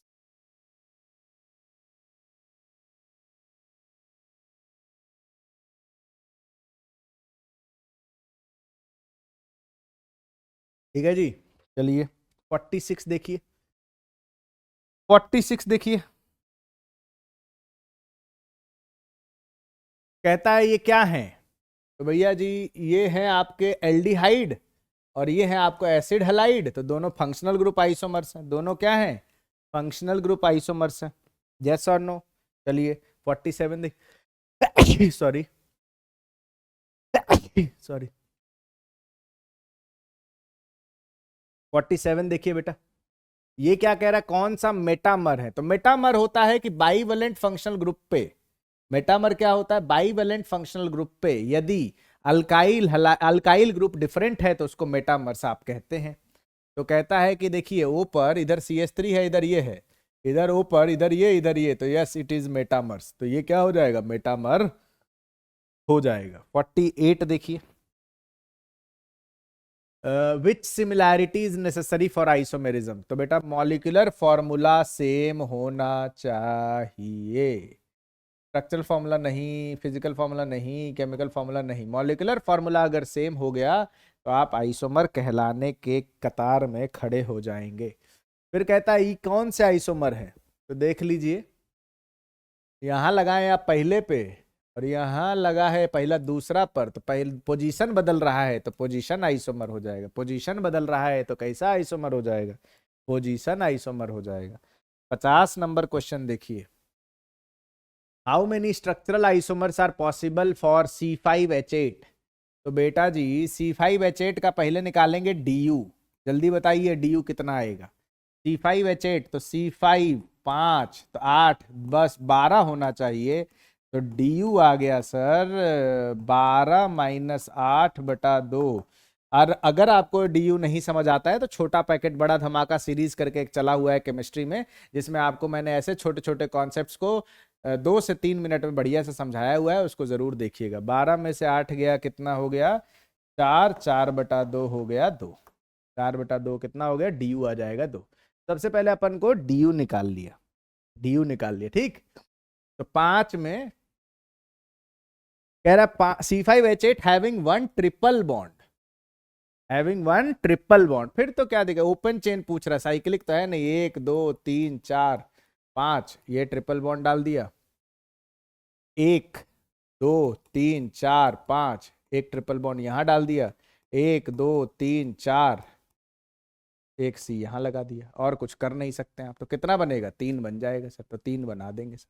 समझे कि नहीं समझे। 50 हो चुका। क्वेश्चन नंबर 51 देखिए, question number 51। Which of the following compound is isomeric with propanoic acid? Isomeric with propanoic acid. Propanoic acid होता है CH3C डबल बॉन्ड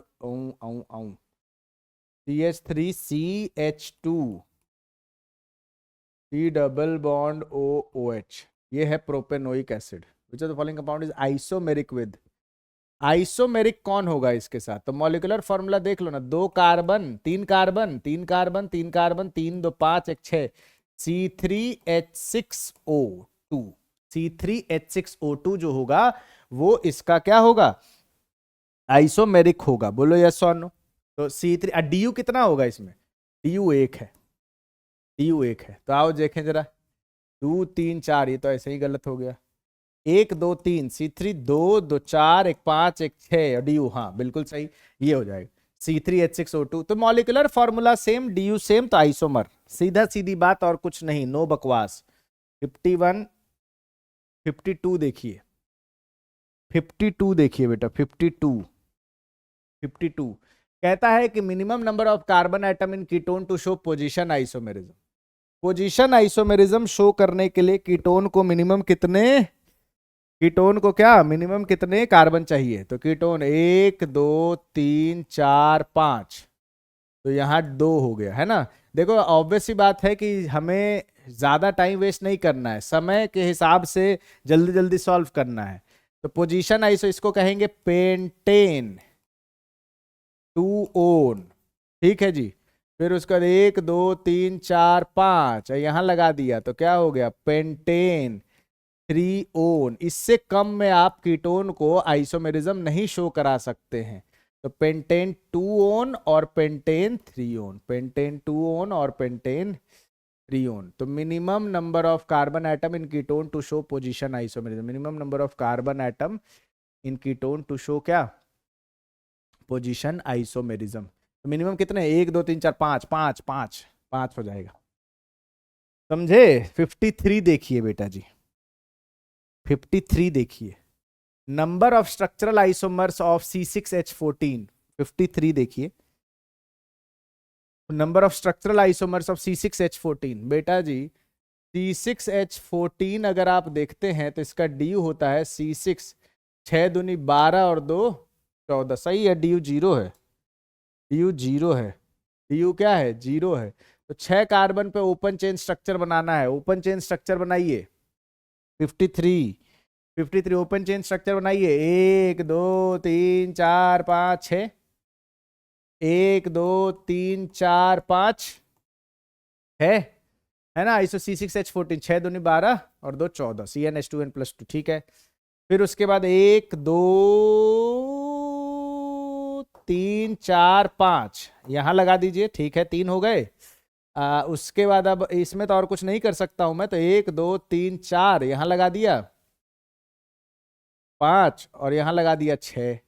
समझे कि नहीं समझे, है ना 4 5 में तो और कुछ नहीं कर सकता था मैं, और क्या कर सकता हूं मैं, 5 में और कुछ कर सकता हूं, नहीं कर सकता। यहां रख लो, यहां रख लो, उधर रखोगे तो बतवा सेम हो जाएगा।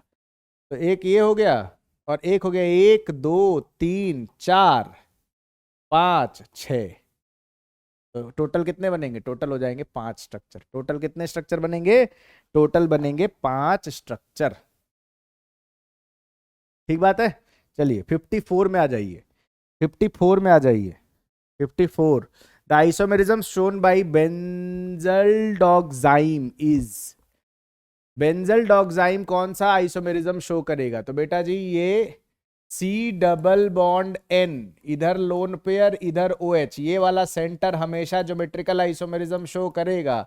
इधर H है और इधर PH है, तो ये हमेशा GI शो करेगा। क्या कहते हैं कि अगर ये सेंटर तो ऑलवेज है, ये वाला सेंटर पर अगर ये दोनों ग्रुप डिफरेंट हो जाएगा तो ये क्या शो करेगा?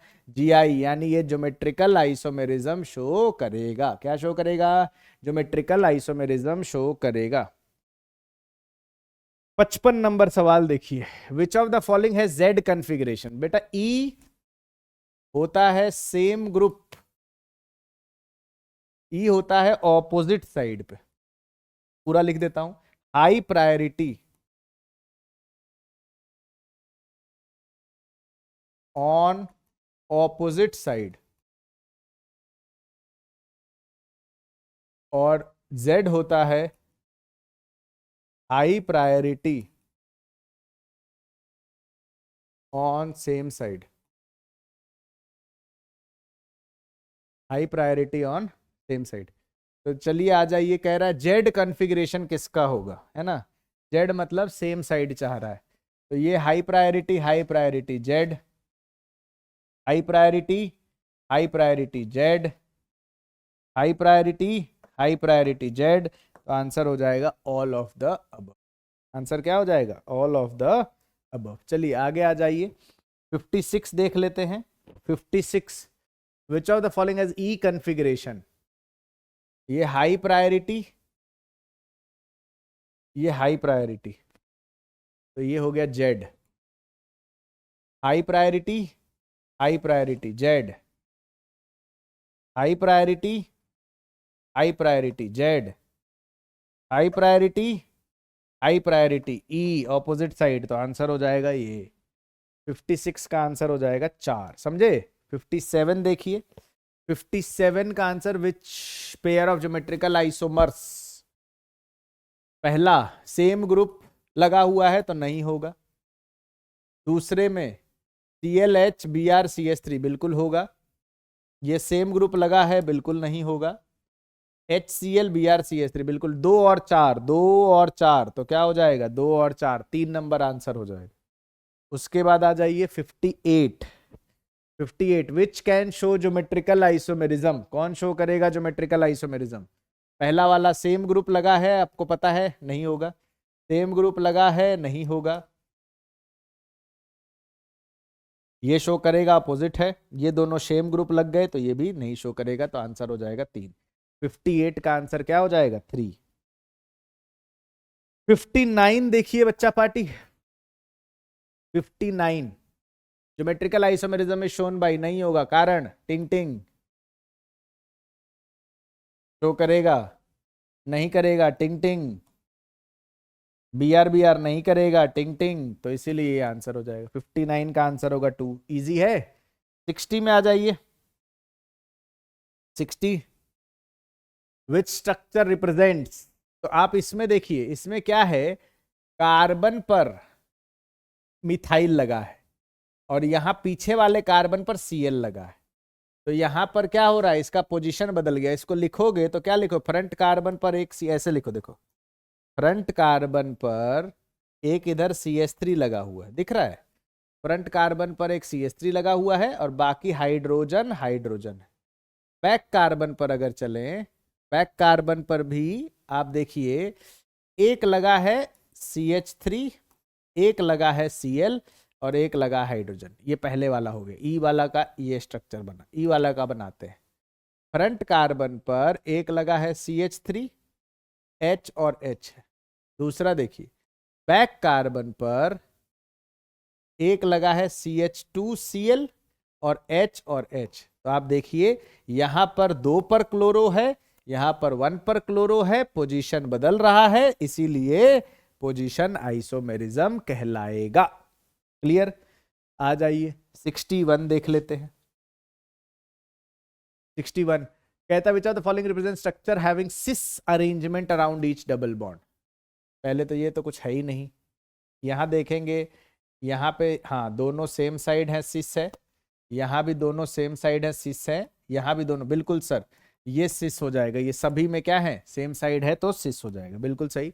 नेक्स्ट आ जाइए, which of the following is the most stable conformation of two three butane diol. Most stable configuration of two three butane diol. Butane diol का मोस्ट स्टेबल कन्फिग्रेशन आपको सब लोगों को ये तो पता होगा कि स्टैगर्ड या एंटी फॉर्म सबसे ज्यादा स्टेबल होता है। स्टैगर्ड या एंटी फॉर्म सबसे ज्यादा स्टेबल होता है। देखो सबसे ज्यादा एंटी जो होता है वो सबसे ज्यादा स्टेबल होता है, लेकिन यहां पर आप देखिए यहाँ पर आपका एच बॉन्ड हो रहा है और एच बॉन्ड होने की वजह से ये स्टेबिलिटी में बाकियों को पीछे छोड़ देगा।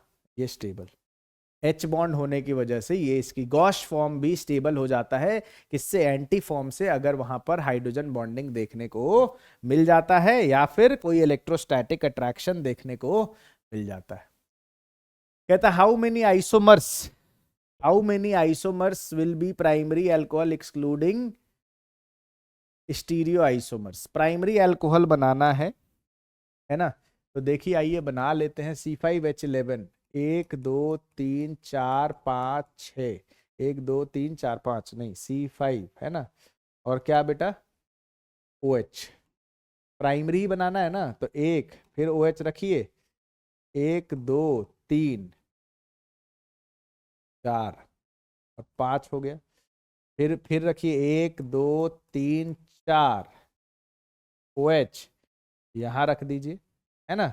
अब प्राइमरी ही रखना है तो 1 2 टिंग टिंग टिंग 1 2 3 4 5 और OH, तो ये तो प्राइमरी रह गया ना, तो 4 बन जाएंगे। कितने बन जाएंगे 63 का 3 हो जाएगा ऑप्शन, है ना। 63 का क्या हो जाएगा बेटा 3 हो जाएगा, बोलो यस और नो। 64 में आ जाइए, चलिए अगला देखिए बेटा। 64 आपके सामने आपके स्क्रीन पर है। 64 का देखिए, the minimum number of carbon atom in ketone to, अभी बता चुका हूं मेटामेरिज्म के लिए कम से कम 5 चाहिए, 1 2 3 4 5, तभी ये 2 होगा, नहीं तो 1 2 3 4 5, नहीं तो 3 होगा। तो मिनिमम कितना चाहिए 5 चाहिए, ये अभी डिस्कस किया है, बोलो यस और नो। 64 हो गया। 65 देखिए, 65 देखिए बेटा, विच of the following is not a metamer of C4H10। Di ethyl ether हो जाएगा, ईथर होगा, प्रोपेन ये भी हो जाएगा, ये नहीं होगा। आइसोब्यूटाइल अल्कोहल नहीं, OH नहीं हो सकता, तो क्योंकि H आ गया ना, इसका डाई डेरिवेटिव है ही नहीं, दोनों तरफ से ओपन हो ही नहीं सकता, समझे। चलिए, geometrical isomerism is shown by 2 butene 1 double CH3 H और H। हाँ ज्योमेट्रिकल आइसोमेरिज्म ये शो कर देगा, ये सब नहीं शो करेंगे। नेक्स्ट आ जाइए बच्चा party, diethyl ether and norm methyl N propyl ether are क्या होंगे ये। तो ईथर डाईइथाइल ईथर देखो ना, C2H5 और C2H5 है ना, डाईइथाइल ईथर हो गया। एक तरफ कह रहा है मिथाइल रखिए और दूसरा तरफ कहता है नॉर्मल प्रोपाइल रखिए, तो मिथाइल प्रोपाइल ईथर और डाईइथाइल ईथर, तो ये सब क्या होते हैं, ऐसे लोगों को हम मेटामर्स कहते हैं। ऐसे लोगों को हम क्या कहते हैं, मेटामर्स कहते हैं। ऐसे लोगों को हम क्या कहते हैं बेटा, मेटामर्स कहते हैं। चलिए आगे आ जाइए, which compound does not show geometrical isomerism. कौन सा कंपाउंड ज्योमेट्रिकल आइसोमेरिज्म नहीं शो करेगा, कौन सा कंपाउंड ज्योमेट्रिकल आइसोमेरिज्म नहीं शो करेगा, है ना। चलिए बताइए बेटा, 68 का बताइए। 2 ब्यूटीन तो अभी देखा शो करेगा, पेंटीन भी शो कर सकता है। 2,3 डाई ब्रोमो देख लेते हैं कौन सा नहीं शो करेगा। 2 पेंटीन करेगा क्या, 1 2 3 4 5, 2 पेंटीन हाँ कर देगा बेटा। इस पे इधर हाइड्रोजन बिल्कुल करेगा। 2,3 डाई ब्रोमो 2 ब्यूटीन देख लेते हैं, C double bond C, 2,3 die bromo 2 butene है ना, तो ठीक है। C 2,3 पर डाई ब्रोमो बिल्कुल करेगा सर, ये भी करेगा क्योंकि दोनों ग्रुप डिफरेंट है, ये भी करेगा। 2 मिथाइल प्रोपीन, 1 2 3 प्रोपीन। 2 पे क्या कह रहा है, मिथाइल, नहीं करेगा क्योंकि देखो दोनों ग्रुप सेम हो गया, तो ये नहीं करेगा, तो ये नहीं करेगा, यही आंसर होगा, क्योंकि आपसे पूछा डज नॉट शो, तो आंसर हो जाएगा 4। समझ गए? 68 हो चुका, 69 देखिए, 69 देखिए बेटा जी, 69। 2 compounds have the structural formula CH3OC2, इतना इतना the above is an example of, बेटा ये है ईथर, ये है अल्कोहल, तो ये ब्रम ब्रम ब्रम ब्रम, एक मिनट, ये क्या है, ये है आपके पास ईथर, ये अल्कोहल, तो फंक्शनल ग्रुप आइसोमर्स हो जाएगा ना, ये क्या हो जाएगा, फंक्शनल ग्रुप आइसोमर हो जाएगा। क्या हो जाएगा बेटा, फंक्शनल ग्रुप आइसोमर हो जाएगा। Which of the following pair are not isomeric compound, इनमें से कौन आइसोमेरिक कंपाउंड नहीं है, आइसोमेरिक कंपाउंड कौन नहीं है, देखते हैं, ethyl ethanoate and methyl propanoate, butanone and butanal, है ना, मिथाइल इथाइल इथेनोएट और मिथाइल प्रोपेनोएट मेटामर है, ठीक है, ब्यूटेनोएट ये भी है, इथॉक्सी प्रोपेन और इथाइल प्रोपाइल ईथर, OCH3 नहीं OC2H5, देखते हैं OC2H5, इधर क्या कह रहा है, ethoxy propane, 1 2 3, ethyl propyl ether, 1 2 3, ओ इथाइल, ये तो सेम ही हो गया, आइडेंटिकल है, ये क्या हो जाएगा, ये आइडेंटिकल है, तो ये आइसोमर नहीं है, आइसोमेरिक कंपाउंड नहीं है। Next, which of the following will not show geometrical isomerism, इनमें से कौन ज्योमेट्रिकल आइसोमेरिज्म शो नहीं करेगा, बताइए बेटा जी। तो अब विच of the following will show, not नहीं है, will show geometrical isomerism, my bad, तो देखिए H और CH3 अलग अलग हैं, तो ये शो करेगा, यहाँ दोनों सेम है, नहीं करेगा, यहाँ पर भी दो सेम है, नहीं करेगा, यहाँ पर भी इधर सेम है, तो यहाँ नहीं करेगा। नेक्स्ट आ जाइए, number of possible structural isomers for a compound with the molecular formula C7H16, C7H16 से 7 दूनी 14 16, तो इससे बनता है बेटा 9 आइसोमर, आप बना के देख सकते हो, जैसे मैंने 6 के लिए बनाया वैसे ही ये बना के देख सकते हो, इससे आपका 9 आइसोमर बनता है। 73 देख लीजिए, 73, विच of the following does not show geometrical isomerism, बनाइए, 1 2 3 4 5, एक पेंटीन हो गया, अब 1 2 डाई क्लोरो, 1 पे भी लगा दीजिए, इस पर भी लगा दीजिए, शो करेगा, ये तो शो करेगा, आपसे पूछ रहा डज नॉट शो, 1 2 3 4 5, 2 पेंटीन हो गया, कह रहा है 1 पे लगा दीजिए और 3 पर लगा दीजिए, 1 3 di chloro 2 pentene, 1 2 3 4 5, 1 3 di chloro 2 pentene, है ना, 1 3 डाई क्लोरो 2 पेंटीन, फिर क्या है, बनाइए और बनाते रहिए, 1 3 डाई क्लोरो 2 पेंटीन, ठीक बात है, फिर आता है C डबल बॉन्ड C, 1 2 3, एक पेंटीन, 1 1 डाई क्लोरो, खत्म हो गया, यही नहीं शो करेगा, 1 पर 2 डाई क्लोरो कैसे शो होगा, ये नहीं शो कर सकता है बेटा, तो 73 का आंसर क्या हो जाएगा, 3 हो जाएगा, 73 का आंसर, दोनों सेम ग्रुप हुआ हो जाएगा तो कैसे शो करेगा। फिर ये कहता है बताओ कौन सा आइसोमर शो करेगा, तो ये दोनों सेम साइड हैं, तो ये हो गए कौन से भाई साहब, सिस हो गए, ये कौन से हो गए, सिस हो जाएंगे, और ये क्या हो जाएगा, ये दोनों ऑपोजिट हैं, तो ये कौन से हो गए, ट्रांस हो गए, और सिस और ट्रांस कौन से आइसोमर होते हैं, ज्योमेट्रिकल आइसोमर होते हैं, कौन से आइसोमर होते हैं, ज्योमेट्रिकल आइसोमर होते हैं।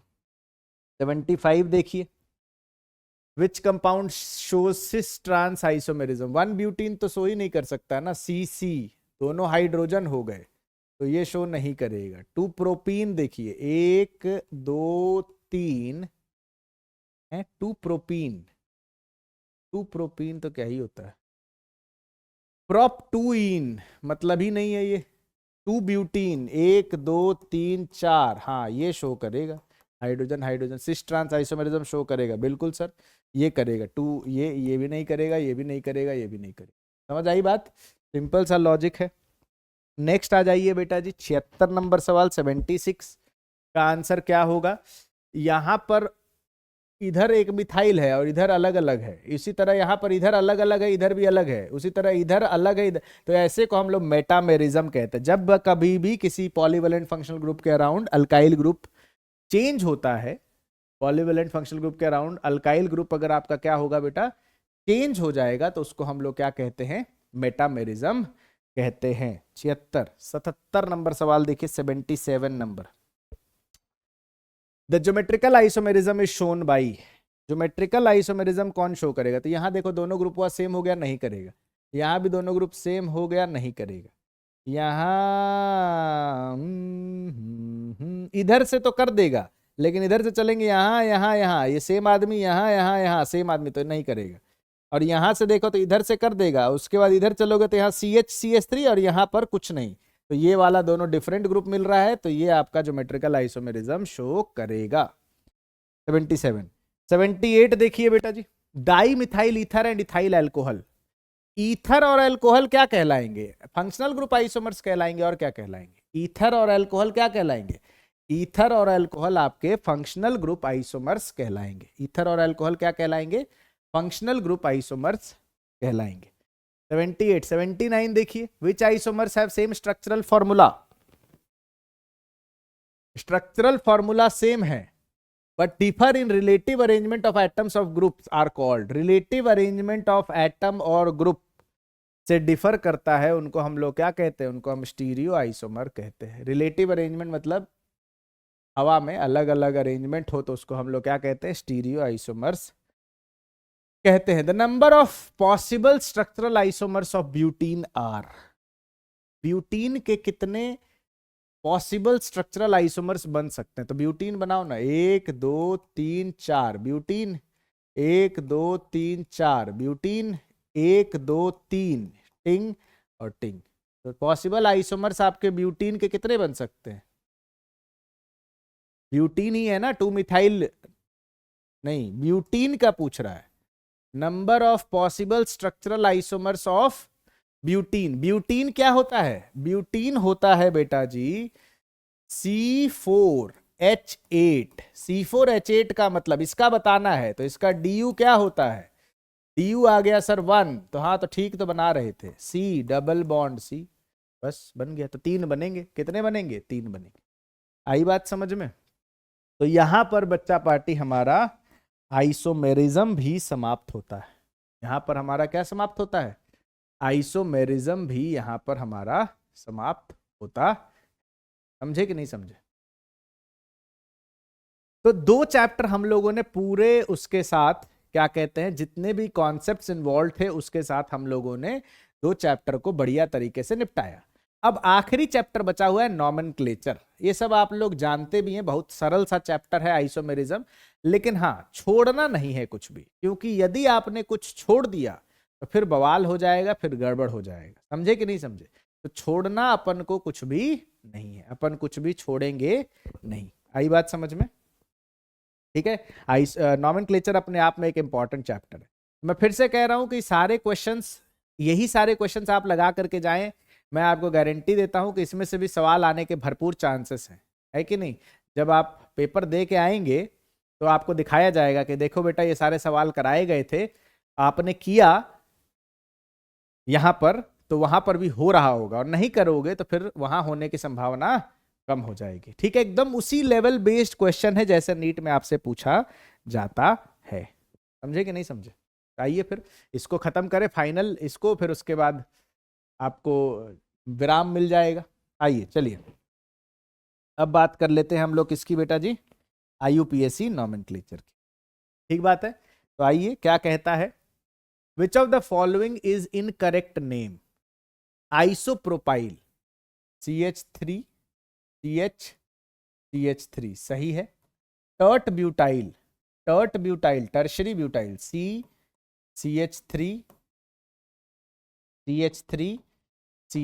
सही है, टर्शरी ब्यूटाइल। नियोब्यूटाइल पॉसिबल ही नहीं है, क्योंकि नियो के लिए बेटा जी आपको नियोपेंटाइल होना चाहिए, नियोब्यूटाइल आप नहीं बना सकते। नियोपेंटाइल क्या होता है वो मैं बता देता हूं, CH3 और CH3। 5 कार्बन हो, ये 1 डिग्री से जुड़ा हुआ हो, तो इसको हम लोग नियोपेंटाइल कहते हैं। तो इनकरेक्ट नेम पूछा था, तो इनकरेक्ट नेम आपको यहां पर देखने को मिल, इनकरेक्ट नेम पूछा था। आई होप आपको ये देखने को। चलिए आगे बढ़ते हैं। अगला सवाल है, the correct triad of molecular formula, bond line notation and IUPAC name is. ठीक बात है, कहता है C2H4O।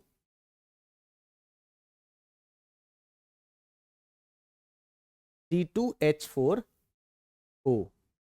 तो कह रहा है करेक्ट C2H4O, C3H4O। यहां देखो C2 तो H4 है ही नहीं, कार्बन 3 हो गया, तो ये गलत हो गया। C3 1 2, यहां 2 कार्बन, ये भी गलत है।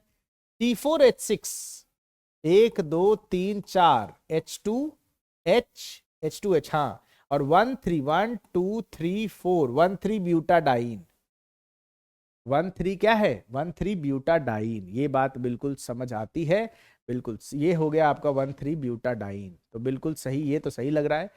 C4H8 साइक्लोब्यूटीन, correct triad name C4H8, तो 2 2 4, 2 2 4 5 6, नहीं, तो ये गलत है ना, नोटेशन गलत है, तो इसलिए आंसर क्या हो जाएगा, 82 का आंसर होगा 3।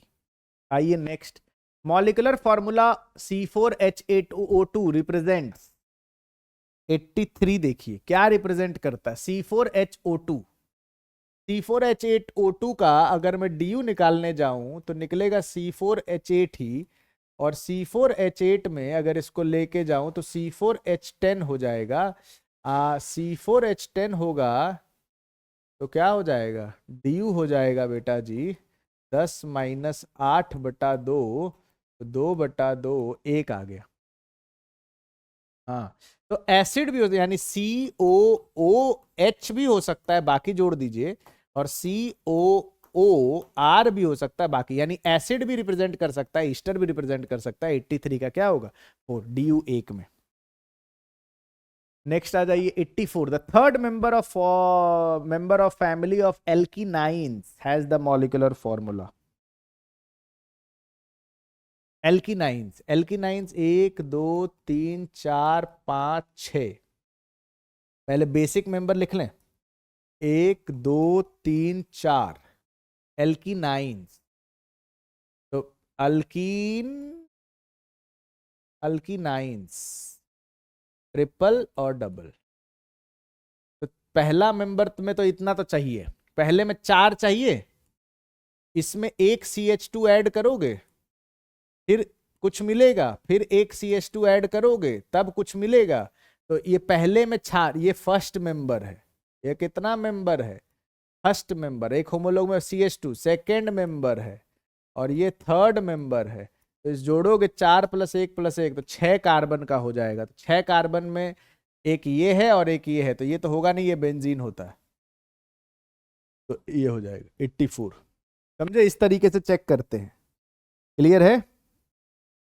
अब आ जाइए 85, the number of acetylenic bond in the given compound is R। Acetylenic bond होता है C ट्रिपल बॉन्ड C को कहते हैं। एसिटाइनिलिक बॉन्ड क्या होता है बेटा, C ट्रिपल बॉन्ड C, इसको कहते हैं। ये भले ही ट्रिपल बॉन्ड है, ट्रिपल बॉन्ड और एसिटाइनिलिक बॉन्ड में फर्क होता है। ट्रिपल बॉन्ड बोलेगा तो 2 हैं, लेकिन एसिटाइनिलिक बॉन्ड बोलेगा तो सिर्फ यही है, यानी आंसर सिर्फ ये हो जाए। क्लियर है। 86 में आ जाइए। 86, number of C atoms in second member of Easter is R। Second member of Easter HC double bond OOR, और सेकेंड मेंबर H नहीं आएगा, अब यहां कार्बन आ जाएगा, तो CC, पहला मेंबर में 1 कार्बन, तो दूसरे मेंबर में C double bond OR, 1 2 carbon, 1 2 3 carbon, तो 3 कार्बन हो जाएगा। 86 का आंसर कितना हो जाएगा, 86 का आंसर हो जाएगा 2। 87 में चलिए, विच of the following is an example of symmetrical और सिंपल ईथर। ये ईथर नहीं है, ये अनसिमेट्रिकल ईथर है लेकिन अनसिमेट्रिकल। कैसा है? अनसिमेट्रिकल ईथर है। ये कैसा है बेटा पार्टी? अनसिमेट्रिकल ईथर है। ये देखें अगर आप तो हाँ, यहां पर इधर 2 है इधर 3, ये भी अनसिमेट्रिकल ईथर। हाँ, ये आपका बिल्कुल आप कह सकते हैं कि ये आपका सिमेट्रिकल ईथर है। ये कैसा है?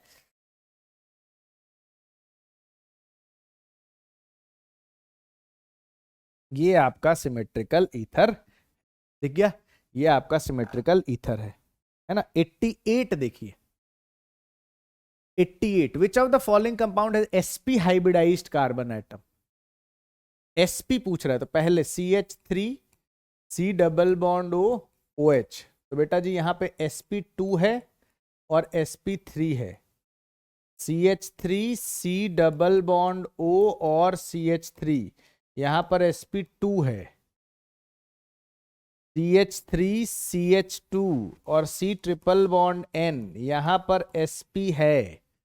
और CH2 double bond CH single bond CH double bond CH2, यहां पर आपके पास अगर आप देखेंगे यहां पर sp2 sp2 sp2 और sp2 है। तो बिल्कुल सही किसमें है? sp सिर्फ और सिर्फ थर्ड में। sp किसमें होगा? सिर्फ और सिर्फ थर्ड में। 88 89 देखिए, 89 द कंपाउंड इतना इतना इतना C2C3 टाइप। तो नंबरिंग हो जाएगी 1 2 3 4 5 6। C2C3 में sp2 और sp3। ये HC है तो ये ट्रिपल बॉन्ड होगा बेटा, और ट्रिपल बॉन्ड होगा तो ये sp है और ये क्या हो जाएगा बेटा? sp3 हो जाएगा। ट्रिपल बॉन्ड है क्योंकि H है सिर्फ, तो एक बॉन्ड छूटा हुआ है sp और sp3, तो sp और sp3 क्या हो जाएगा? थर्ड हो जाएगा। 89। आई बात समझ में? नेक्स्ट आ जाइए। Which of the following represents the given mode of hybridization? sp2 sp2 sp sp from left to right। ठीक बात है। तो क्या कहता है? लेफ्ट से राइट। ये होता है लेफ्ट से राइट, तो ये हो गया sp2, ये हो गया sp2, ये हो गया sp और ये हो गया sp। sp2 sp2 sp sp, तो पहला ही हो गया sp2 sp2 sp sp। Triple bond होगा तो sp होगा, डबल बॉन्ड होगा तो sp2 होगा, सिंगल बॉन्ड होगा तो sp3 होगा। That's it. आ जाइए next. Which of the following homologous series has incorrect general formula?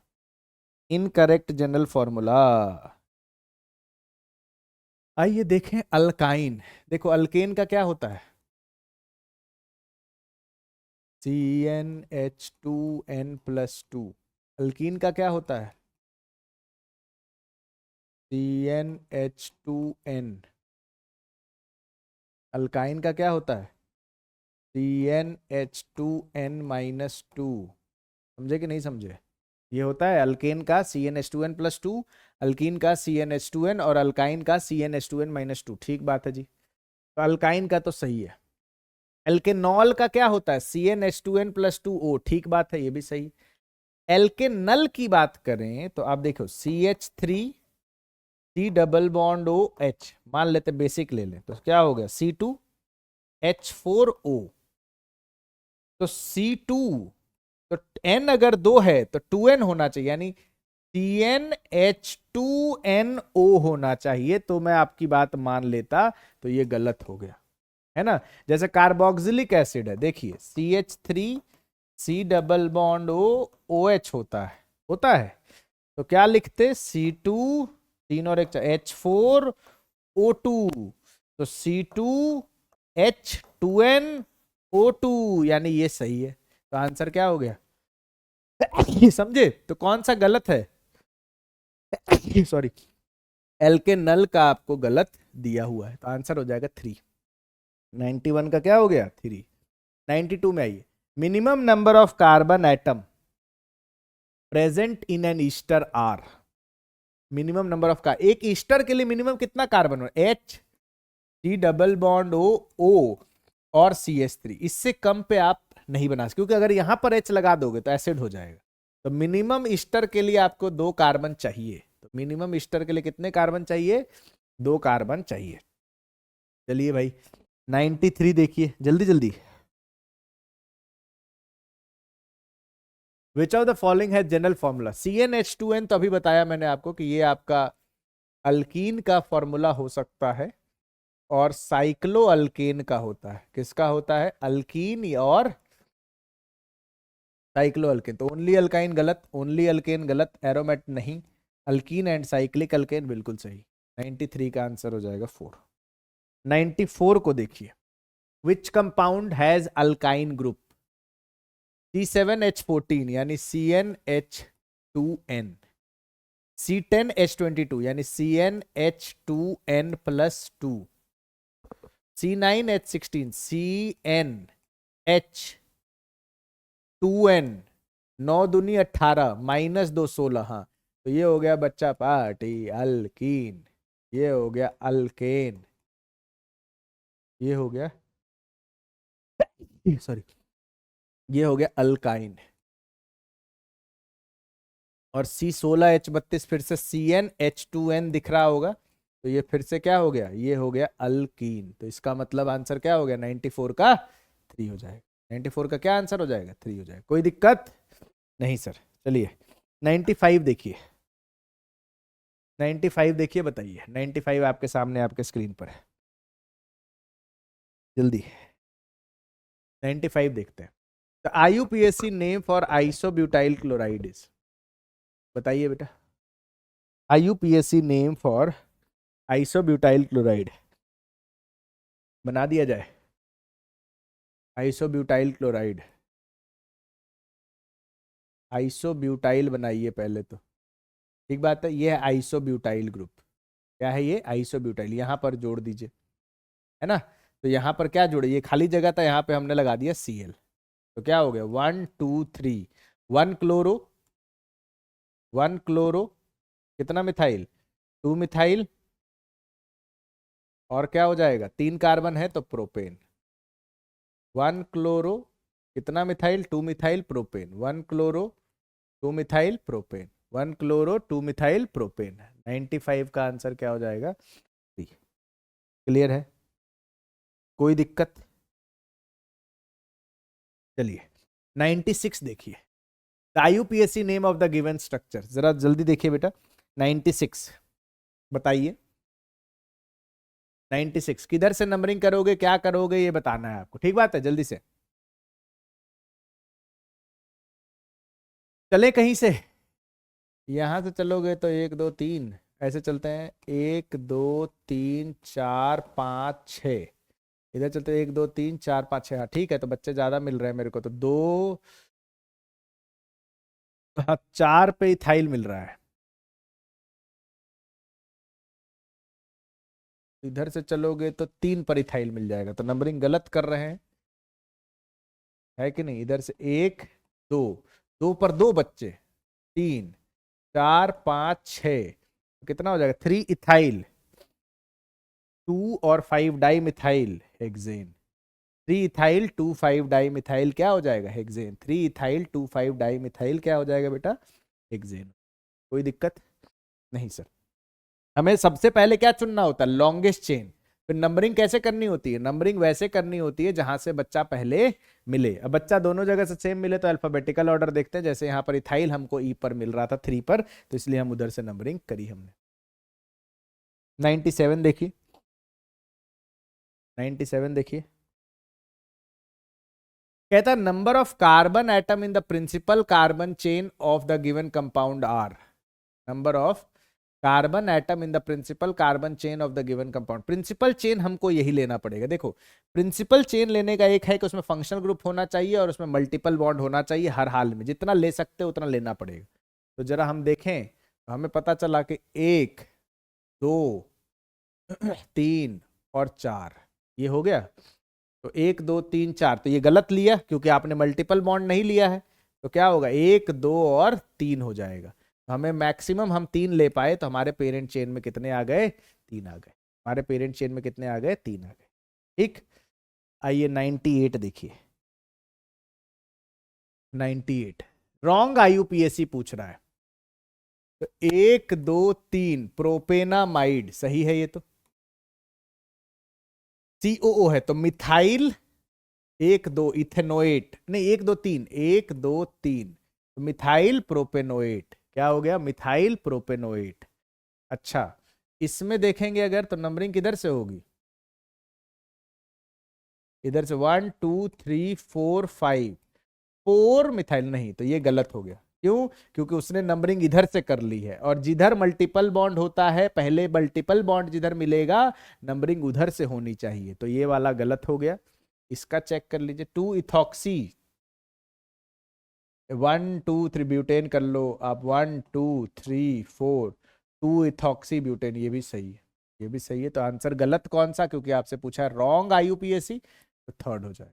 Wrong IUPAC पूछा है तो क्या हो जाएगा, थर्ड हो जाएगा। चलिए 99 देख लीजिए। 99 लिख दें, CH पर CH3 एक बाबा इधर और एक CH3 बाबा इधर, ठीक है जी, CH3 ठीक है।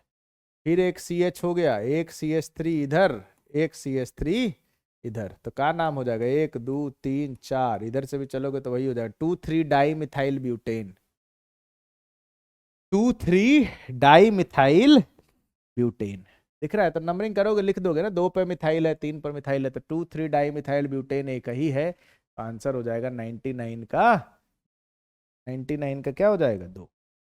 अब आइए क्वेश्चन नंबर 100।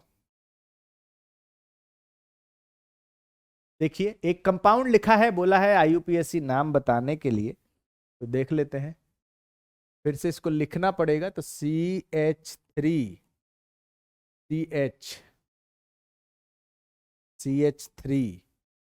समझ गए, फिर से एक CH,